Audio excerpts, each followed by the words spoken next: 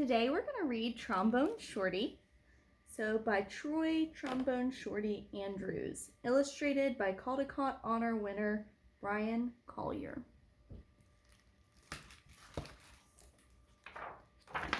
Trombone Shorty.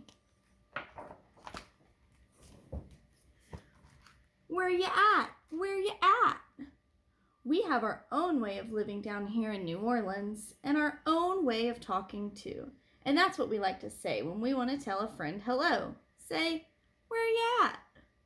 Lots of kids have nicknames, but I want to tell you the story of how I got mine. Just like when you listen to your favorite song, let's start at the beginning, because this is a story about music. But before you can understand how much music means to me, you have to know how important it is to my hometown, my greatest inspiration. I grew up in a neighborhood in New Orleans called Trombone. Any time of day or night, you could hear music floating in the air.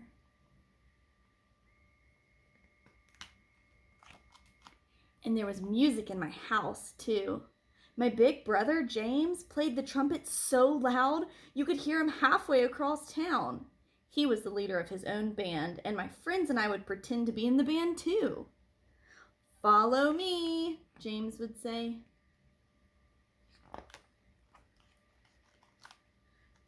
There's one time every year that's more exciting than any other: Mardi Gras.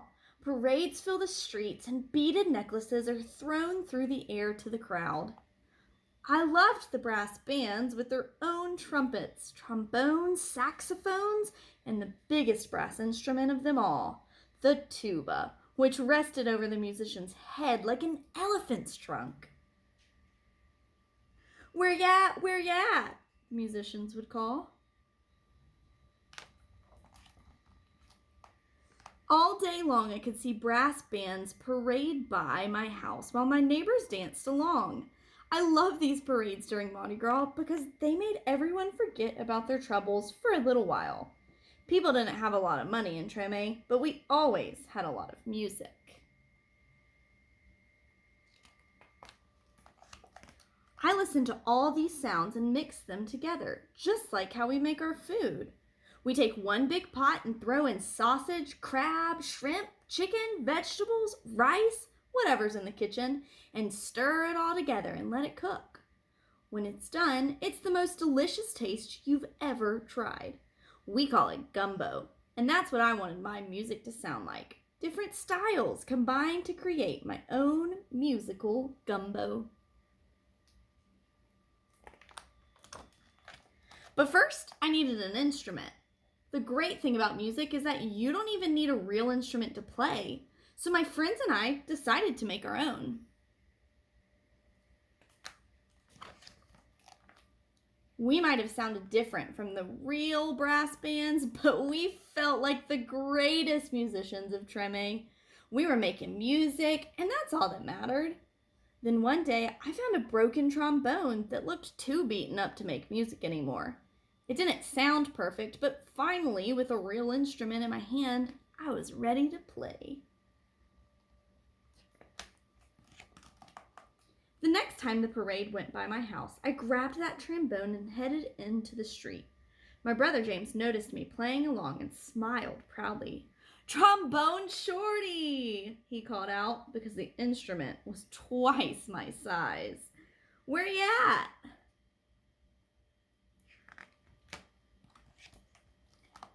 From that day on, everyone called me Trombone Shorty. I took that trombone everywhere I went and never stopped playing. I was so small that sometimes I fell right over to the ground because it was so heavy. But I always got back up and learned to hold it up high. I listened to my brother play songs over and over, and I taught myself those songs too. I practiced day and night, and sometimes I fell asleep with my trombone in my hands.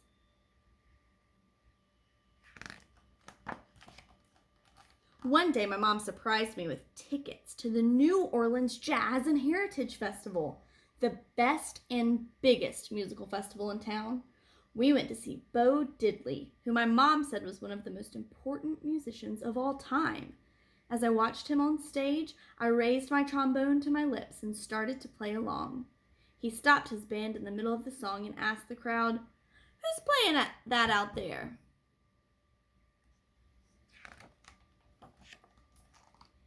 Everyone started pointing, but Bo Diddley couldn't see me because I was the smallest one in the place. So my mom held me up in the air and said, "That's my son, Trombone Shorty." "Well, Trombone Shorty, come on up here," Bo Diddley said.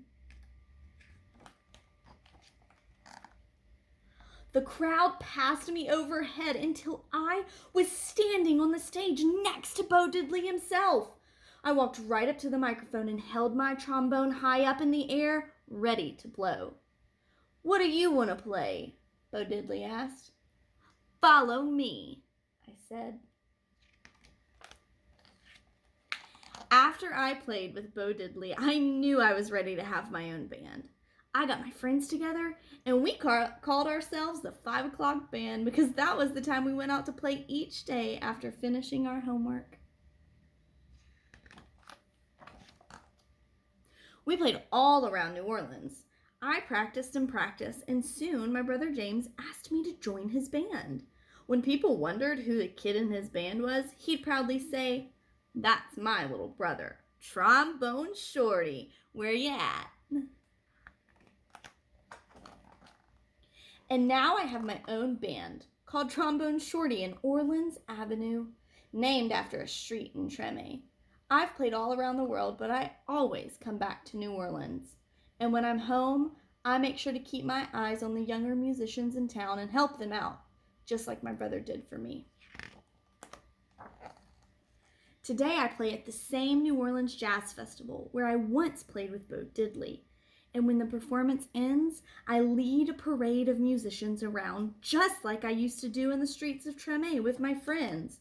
"Where ya at? Where ya at?" I still keep my trombone in my hands, and I will never let it go.